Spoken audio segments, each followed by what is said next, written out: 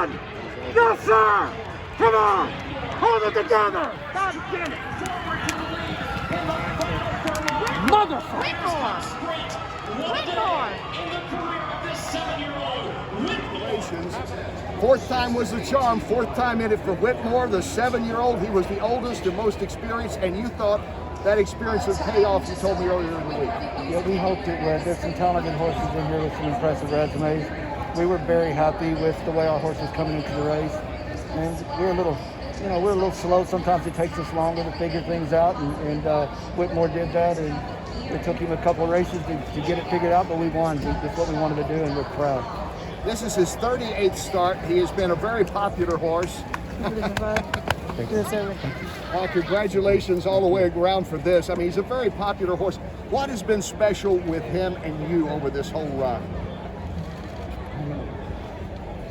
I think he wants it. It just means all your partners, Bob LaPenta, unable to be here today. Ron, trainer, but also owner on this horse. And Ron, I'm going to start with you first. Just such an emotional victory with this horse. 7 years old, 4 Breeders' Cup attempts, and third, second, and now the ultimate victory today. We're very proud. We give credit to the horse. I mean, I take care of a lot of horses, and none of them are as fast as Whitmore. So I can tell you that the horse does matter. We do everything we can do to try to get the most out of him and to make his job easier to perform well. But we're so grateful that the horse found us. What has made him able to stay, at this level for such a long period of time?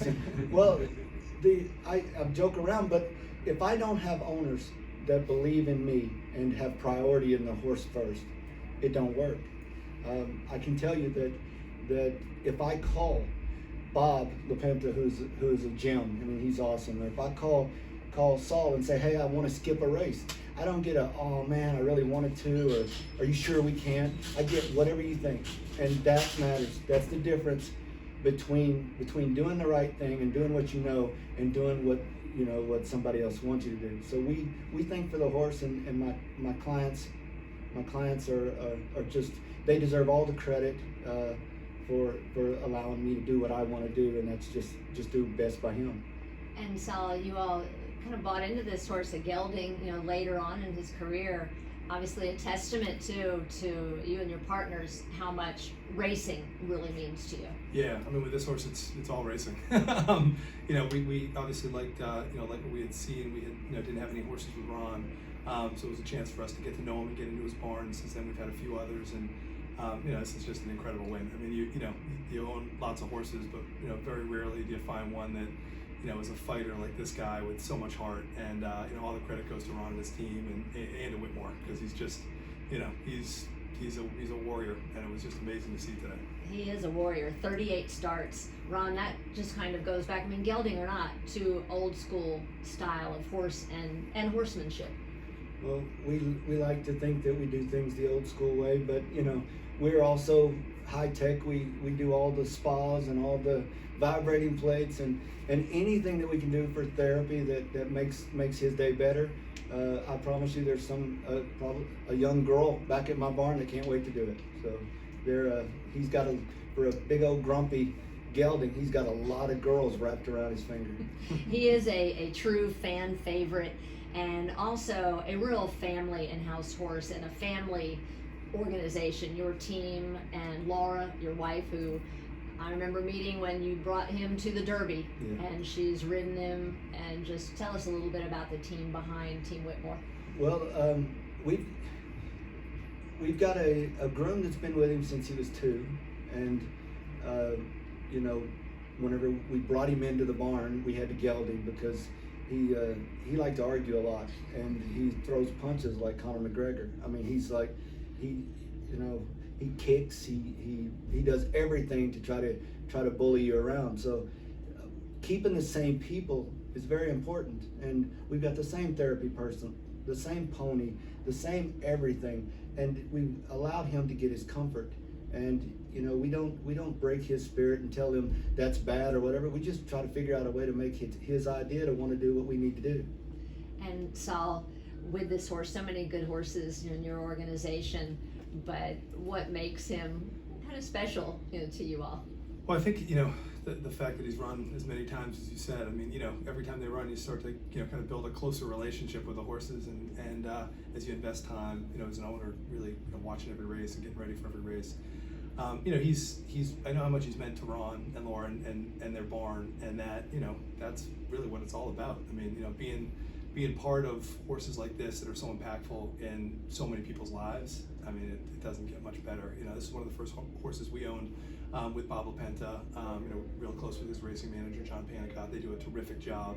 And, has become really good friends with them, and have bought a bunch of horses together with them since this horse, and most of it had to do with Whitmore. So brought a lot of people together, again, truly a special talent and an unbelievable job, everyone. And Ron, I have some questions from the press box for you. All right. This has been a challenging year, but 2 years ago, you were fighting for your life with autoimmune disease, and during that time period, you credited horses with the means of saving your life. And all accolades aside, what does Whitmore mean to that and to you at a personal level? Oh, he's everything. He's, you get a horse like this, and all horses, I mean, we drive across the country all the time just to see horses, but a horse like this that tries and fights and gives you everything consistently, you want to be there to make sure. I'm not saying that in one of these bigger barns that he wouldn't have performed beautifully and done just as well, but I am saying that Whitmore in a big outfit may not have received the exact attention that he needed to get there. So I use that as motivation. If I'm not there to do my job, who's going to do it? Well, that was great motivation for you, and certainly, for your health. And how are you? I feel great.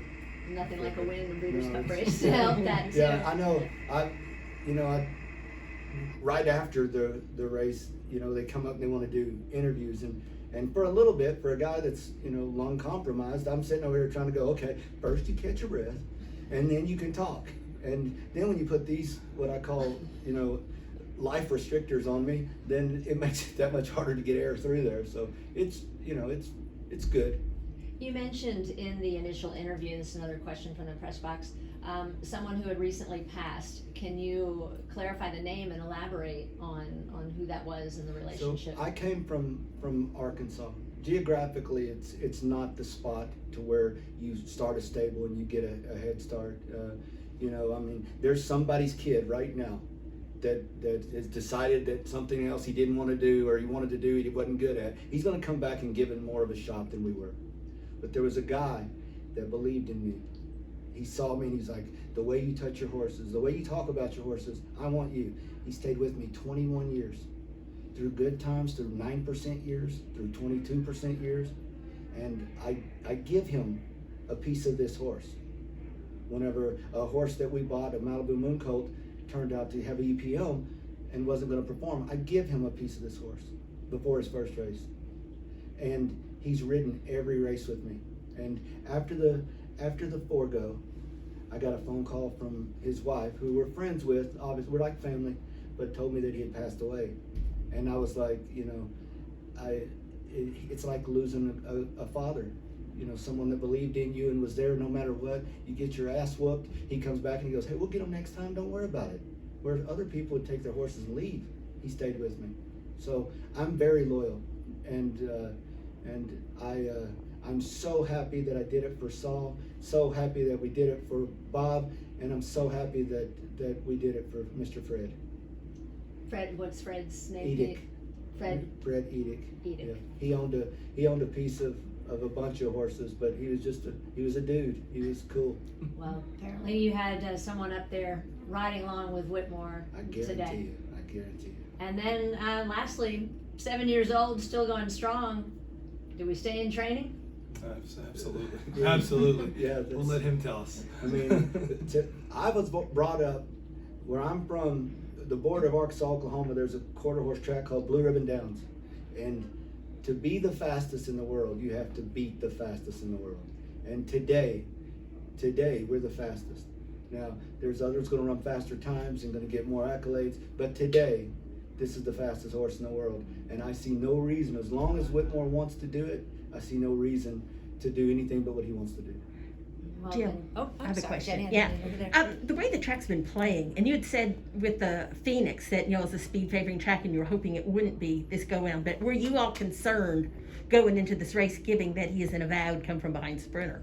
Yeah, I was, and it was all I could do to not say, you know, screw it, let's just see what he'll do up front, you know, but, you know, it's hard to teach an old dog new tricks, and I knew that some of the favorites in here were favorites because of things that went their way, and I thought maybe if things, you know, would go a little bit, maybe we could outrun the bias of the track, and that's the whole thing, is being able to outrun. And you know, hats off to Irad. I mean, getting on a horse that's 15 to 1 and having some country guy go, hey, we believe in this horse and just do this and don't worry about him kicking before he goes in the gates. That's a good thing. And don't worry about, you know, if he sees another horse and he tries to go to his right, he just wants to bite that horse. And me telling him all this shit, he's got to think that, look at me like I got two heads. But instead, he listens to me. He listened to my wife, who's my assistant gallop person. He listened to Greta. He let us all tell him, and then he went out there and he like applied it. And it's like when someone sings the song the way you want, it just worked out. And thank God and thank Whitmore. All right.